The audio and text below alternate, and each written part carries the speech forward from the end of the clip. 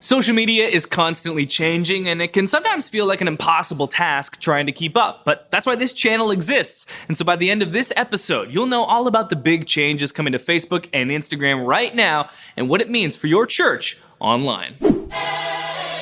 Well, hey there, and welcome to Pro Church Tools, the show to help you share the message of Jesus while we try and navigate the biggest communication shift in 500 years. I'm your host, Alex Mills, joined as always by Brady Shearer. Alex, Facebook had their developers conference held at the end of April, early May, just a couple of weeks ago, and at that conference, they introduced a ton of new changes, experiments they've been making that, in my mind, kind of show the future, the next stage of evolution for social media. It's crazy because we're young, and it feels like social has always been around since our adult years, but it is still in its infancy. And what social platforms are beginning to experience are the awkward adolescent stages, where they're past like the super cute young age where everything's golden, except that your child will never sleep through the night. Okay, sorry. That's more about me than about Facebook.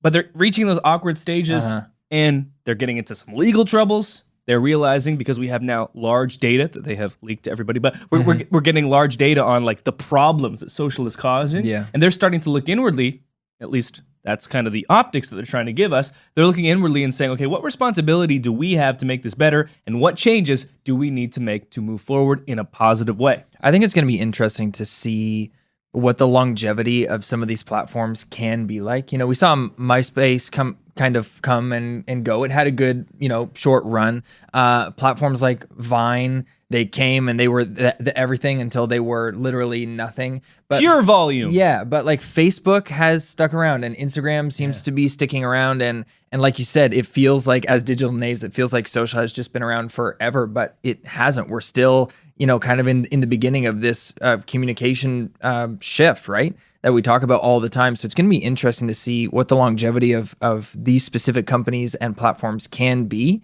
And so it's always super interesting to kind of pay attention to when they have these conferences and say, hey, yeah, this is the data, this is how people are using our platforms, and this is where we're going to be going in the future. So we kind of have some insider baseball here a little bit about changes that are coming that aren't in all instances live yet. Some of them are, some of them aren't, but kind of where these platforms are headed in the future. So the first big experiment that Instagram ran was to eliminate the like counts. And this was a test that was only done in Canada. Shout out Canada. Did you get it? No, Roxanne did though. Roxanne did. Yeah, I didn't either. So Roxanne saw this. So, she's obviously a Canadian user that was part of this experiment that was being done. To quote an article on The Verge, Instagram announced at its F8 developer conference today that it'll start testing a new feature later this week that'll hide users' public like counts on videos and photos. Test is only in Canada. Likes will be hidden in the feed, permalinked pages, so if you embed a post, and on profiles.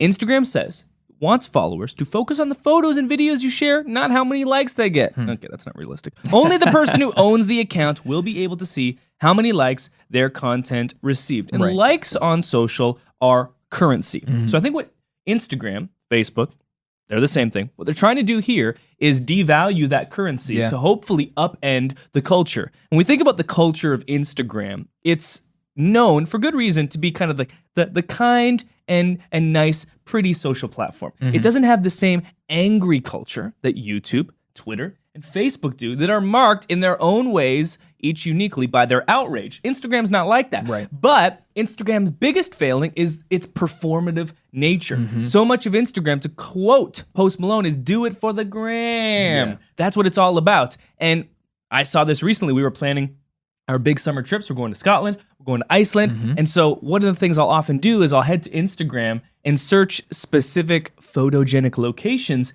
in these countries that I think maybe this is worth filming, maybe this is worth photographing. And what I always find on these is one, photos of beautiful places with people standing on the edge of mountains. Yeah, super safe. Most definitely, like 1 out of 10 of these people didn't make it. Yeah, but you'll never know because they posted on Instagram. So absolutely. Hey, as long as you do it for the gram. And then the other somewhat sensitive thing was beautiful locations that were obscured by women's backsides. This place is beautiful enough. Not necessary. I don't need that. Unnecessary. That is not suitable for work. Trying to scroll through Iceland and, oh, wow. Okay. Covenant Eyes didn't catch that. Come on, Triple X Church. How are you not finding this? Like, I thought it was just a photo of a mountain in Iceland. Like, sorry. And this is what the currency of likes have done. You get this feedback loop. If you are a woman posting on Instagram, you find the less clothes I wear, the more likes I get. And because we know that engagement and likes, especially if you are a quote unquote influencer on social, are hugely important when it comes to getting endorsements, getting sponsorships, and growing your account. You know, the more followers you have is important. And if your post has a huge amount of likes because of your backside in a photo, it gets found in the Discover section. And then someone follows you, and then the more followers you have, the more money you get from sponsorships and endorsements. Oh, that bathing suit wasn't one that you bought. You're actually being sponsored to wear that and flown to that location to drive in that car to take that photo.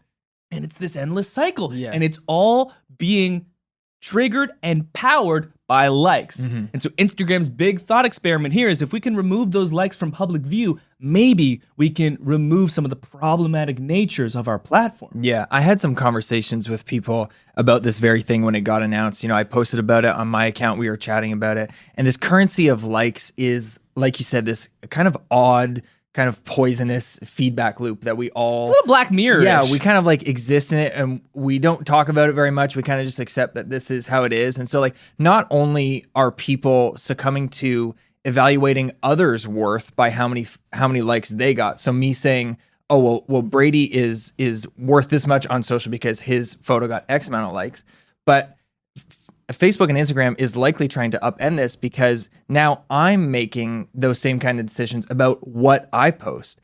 And if once I've posted, if I'm going to leave that post up. And here's another problem that this kind of like currency kind of capitulates is this like for like kind of culture that happens that I've never really been privy to. I think I'm a little bit too old for this. I agree. But we were having some conversations in the office of some other people who have younger siblings who are in high school age. And there is this weird, vile kind of culture where if you're my friend and you haven't liked my photo, now there's a thing between us, right? Like why didn't you double tap this photo? And then also, and inversely, if I post something and it doesn't get as many likes as either I thought it would or is socially acceptable, then I'm going to delete that photo. Because it's awkward. Like, you're leaving that up and only had like 47 likes. Right. And so, so when I heard about this, I thought, oh, this must be unique to like younger kids, but it's not. I was listening to some videos this week about people who make money on social full time as influencers, as grown adults. And they were saying, I fall into this trap myself. I know that this is wrong because I'm old enough and I know that this is wrong. I know that I shouldn't be getting validation from likes, but I myself fall into this trap of questioning myself. Should I leave this up because this hasn't got enough likes? So this is people who are doing this full time and are grown adults saying like, should I leave this up? Does this have enough likes? So I think this is going to be really interesting because the creators, if you post a photo, you're still going to be able to get that data about how many people have liked your photos. It's your followers that can't see it. They will be able to click and see who has liked it. There just won't be a number of, X amount of people have liked this, but you will be able to see still who liked the image. So I think it's going to be very interesting. I don't know if they have collected any data so far about this test in Canada. I haven't heard anything about how people are responding to it. The responses I got on my personal social feed were it was a mixed bag. Some people were saying, yep, I think this is great. And other people saying like, no, like I need. How do I know it's popular? Yeah, like I need that data. I talked to one of our employees and they even mentioned, we've talked about the kind of ramifications from a publisher standpoint, from a consumer standpoint. This person, very self-aware, said, I find myself liking stuff that has a lot of likes. And if something doesn't have too many likes, I think I'm less likely to double tap that. That's interesting. And so now there's kind of like this snowball effect. Like, once things are going really well, obviously Instagram is using those metrics to decide what gets shown in the new feed and what doesn't. So, it's not just social currency. We're talking about algorithmic currency that these engagement signals are producing. And that person was pretty self-aware. Like, if something doesn't get a lot of likes, I think I'm less likely to like it. And so perhaps if Instagram did remove the public like count, you wouldn't have this kind of, there's surely a word that describes this effect, but if you go past a restaurant and it's full and you go past a restaurant and it's empty. Yeah, it's like a form of social proof. Right? Exactly. If you remove that, perhaps you would be able to create a little more meritocracy on these social platforms. Yeah. Spoiler alert, nudity always wins. That's true. Unfortunately. But that's actually an interesting point because we've been recently on my right, own. It is interesting. I'm interested to hear what you're about to say. Well, how many photos have you taken of me shirtless that we haven't posted because we were like, this would get a lot of likes? Only kind of jokes. The point is, we've been experimenting on my own social platform, not with Brady nudity, right. but with memes, right? So yes, yeah. Because if I post a meme on my Instagram account, it is almost guaranteed to get considerably more likes than an everyday type of post. Which is offensive to me because we used to work really, really hard curating the imagery on your Instagram account. Like whether it was the treatment that I was putting on photos or like what we were doing. We were super intentional about that. And we've kind of shifted lanes and started posting more memes. And it's like, okay, well, apparently this is what works. So if it's not The Simpsons or SpongeBob, what are we even doing here? But, we talk a lot about creating engagement on social and how it's so important to drive engagement, but everyone has their own line between engagement for the sake of it and meaningful engagement. Sure. So for some people, especially those that are more creative or more purist, like they could never post a meme, even if it kind of reached their end goal, it would compromise their own creative morals and standards. That would be I have none. I have no creative and I have all of yours. I have zero. Gave them away. Yeah. No creative standards. My standards, though, have to do with what we're trying to accomplish with our platform. We want to help churches learn about digital, help them to seize the 167, help them to navigate the biggest communication shift in 500 years. Yep. So I was kind of like, every so often, if I post a meme about churches loving mailers over social, and it's just a fun jab and it'll get 1,000 likes based on the audience that we have now, which is great engagement. Fine, but if that's all I did and you just become a meme account, you're getting, a ton of engagement, but none of it's meaningful. Sure. So I've started trying in the last couple of weeks to take these meme formats, but still to teach through them. Yes. So we've been taking a meme and talking about, okay, here are some language tips when it comes to wording, when it comes to referring to people that are new to your church. Don't call them visitor or guest, call them new. Yeah. That's better. And then I explain why in the caption. So same format that's driving engagement, but hopefully still making that engagement meaningful. Yeah.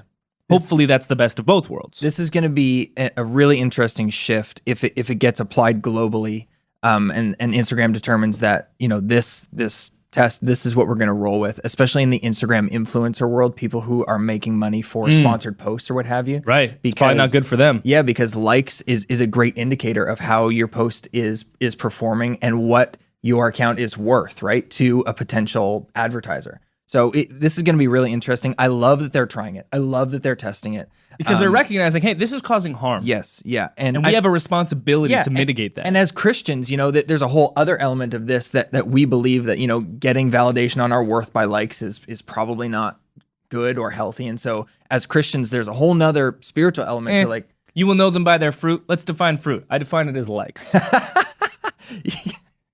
Convince me I'm wrong, man. Thank you, Lord. So that's the first experiment. That isn't a public change. Again, we saw one person in our friend group in Canada get that. That was just an experiment. But one change that's actually taken place globally, I believe, is the new Facebook app design. Internally, they're calling it FB5. It's cleaner, it's faster, and notably, it is no longer blue. Looks a lot like Facebook Messenger, which is very white, very clean design, no blue branding everywhere, which is interesting. And the big change functionally is that it puts groups and events front and center rather than the news feed that has become, for the most part, sharing of funny videos and news stories that generate outrage. Yes, fake news stories for the most part. Okay, I think we should just ban that term. I know, but it's actually fake. This you is are fake news. Thank you. Facebook is fake. I've said the only reason I use Facebook is because of the groups. Yeah. Everything else has become just noise. And that was a trend that wasn't just true for me, but true for so many of the people that I knew. And last year, we saw Mark Zuckerberg go on this church tour that was really interesting. And we know this happened because we have a lot of friends who run these big Facebook groups for churches and Christians, and they were getting hit up by Facebook executives saying, hey, we want to bring you in because we want to do this think tank on groups. You have one of the most engaged groups on Facebook by the ranking factors that we use. What are you doing well? Because this is one of the things that is working on Facebook. We've got a lot that's not working. Why? Well, because we're bad people and people are bad people. And what has happened is we've brought people together and we've combined it with capitalism, and it has succeeded just at a crazy amount, unlike any other platform ever, which has been great for advertisers, great for marketing your church, but not surprisingly, humans have brought their crap and made this platform crappy.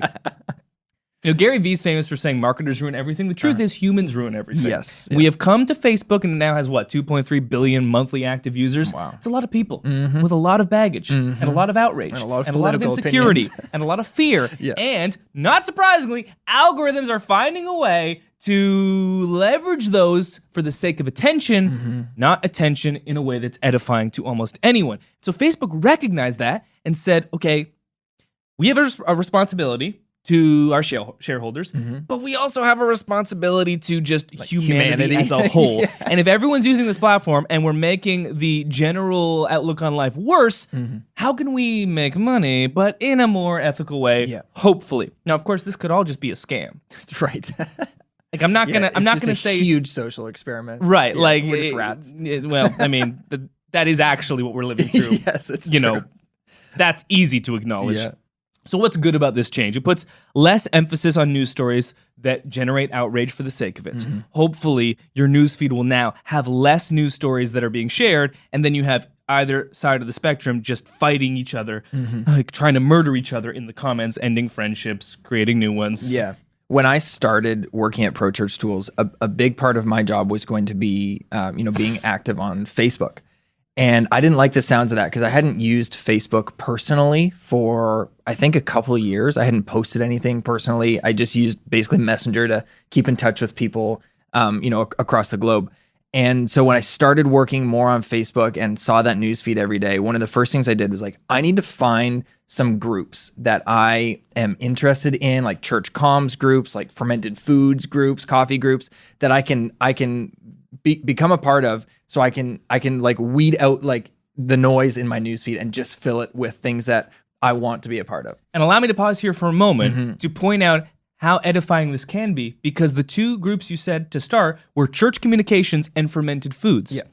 What kind of niches are those? I know. But that's what Facebook can facilitate. Exactly. So I went out of my way to join these groups in order to kind of curate my own echo chamber, right?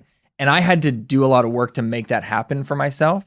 Now Facebook is kind of doing that work for me. They're realizing, oh, you don't want to hear, your third cousin, twice removed, brothers, sons, kittens, political views. You don't want their Facebook. commentary on the latest Fox News article. Right. I want to talk about fermented foods. And so who doesn't? They're putting that stuff front and center for me now on desktop and on mobile. And it has made Facebook a place that I want to be. It's made it a place of meaningful information for me, when previously it was poison. I didn't want to read what was there. And I'm really learning to enjoy Facebook, and it's because of the group interactions. And this, we can't stress this enough. And we talked about it, I think it was last summer when Mark Zuckerberg said, hey, we need to focus less on pages and news feeds and focus more on groups. We cannot stress enough how imperative it is that your church is leveraging Facebook groups. Your church people are on Facebook in their news feed or not. They're using Facebook and Facebook groups. I mean, Facebook is putting this stuff front and center. And so you could be having meaningful conversations with your church, whether it's your whole church or smaller groups for small groups or whatever it is. Facebook is putting that conversation front and center in your church members' news feeds, and you can leverage that to have meaningful conversation, life-giving conversation on Facebook. So this has great ramifications for the church space as well. On a macro level, we have new reporting coming from the World Happiness Report that is basically saying, hey, people are extremely unhappy, and this unhappiness started around 2012. allow me to say this, that correlation does not equal causation. Sure. But the fact that everyone got unhappy right around the time we all got smartphones and social platforms became these mass platforms that weren't just kind of, niche communities is likely there's a relation there. Those are not mutually exclusive from each other. Yeah. And adolescents are being especially affected by this. And we'll have the link to the World Happiness Report in this that you can read through it. But just a brief quote, happiness, life satisfaction among United States adolescents, which increased between 91 and 2011, suddenly declined after 2012. Thus, by 2016 to 17, both adults and adolescents, so not just young people, not just teenagers, were reporting significantly less happiness than they had in the 2000s. Wow. And then in addition, numerous indicators of low psychological well-being, such as depression, suicidal ideation, self-harm, those increased sharply among girls and young women, adolescents as a whole since 2010. This decline in happiness and mental health seems paradoxical because by most accounts, Americans should be happier now than ever. Violent crime rate is low. The unemployment rate is low. The stock market crash of '08 has been, that's not now, that was a while ago. Income per capita steadily grown over the last few decades. This is the Easterlin paradox. Love that line. As the standard of living improves, so should happiness, but it has not. So everything is bad. And I think what we're seeing here is everyone looking inwardly, including the social platforms, and saying, what responsibility do we have to mitigate an incoming disaster? Sure. To improve what we've created. This is kind of like that classic line from whatever the movie was, like, your scientists, asked, could they? They never asked, should we? Right. And that's kind of what we've got here with social. Yeah. We talk about the biggest communication shift in 500 years. We talk about the opportunity your church has to use a platform like Facebook ads that is more affordable and versatile than any other communication platform in the history of the world. We know this firsthand. We have built an entire company, a livelihood for so many of our families on the back of this communication shift. There's so much good that comes with it. Yeah. But with something that has that much opportunity, humans are going to find a way to ruin it. This is the Garden of Eden all over again. We're going to give you everything good. And then humans were like, I have an idea. And that's where things became bad. That's what always happens. So what you don't want to do is, at least in my opinion, completely absolve yourself from these platforms and just say it's not worth it. Right. But you also need to be carefully asking yourself, okay, as a church who's publishing content on these platforms, what responsibility do we have? And that's why we always say your social strategy should be to publish meaningful content that creates meaningful conversations and provoke spiritual practice. Find a way to redeem all the attention and time that's being spent on these platforms, because we know that for the most part, that time and attention is not good time and attention. So your church has a responsibility. If you're going to be on there, use it to do what your church is doing, should be doing, not just inviting people to your events and to your services, but using that time to make disciples, to help people to love God and love others. And then the social platforms themselves, hopefully, we're going to put enough pressure on them to say, well, we have a responsibility too. Yes, we need to be profitable, but maybe we don't need to kill everyone in the process. That's exactly it. And that's what I gleaned from this World Happiness Report. The thesis of the report was it kind of ranked countries of the world by happiness, and the United States was near the bottom. And so they did a breakdown on one of the later pages and said, okay, well, what's going on in the States and why is happiness so low? And I think that the general thesis or conclusion was, it's directly correlated to our exposure to media. And like you said, whether we like it or not, everyone is using these social mediums and being fed things that they don't want to read, and most of it is vile, and it's just generally a dumpster fire. So we have a choice as the church. We're going to absolve ourselves from this, step back and say, we're not going to partake in that. Or are we going to lean in and step up? And like you said, post meaningful content that invokes spiritual practice, have meaningful interactions online, so that when people are scrolling through the garbage, when they come across a post from your church, you can bring, a positive interaction on social media to try and curb that trend that is headed downward and affecting, a generation of people who are, and it's paradoxical, who are unhappy when, otherwise, according to all the other circumstances, probably should be doing all right. As always, we'll have links to everything we've mentioned in this episode, the World Happiness Report, along with the write-ups on the changes that Instagram and Facebook are making. So if you want to do additional more extensive research on your own, those will be linked in the show notes and the description on YouTube. And that'll do it for this episode of Pro Church Tools. We'll see you next time. Well, I was like,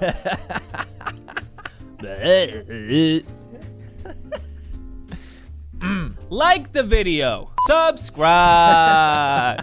That's too late. Like you are useless. And a like. 50,000 likes. Okay.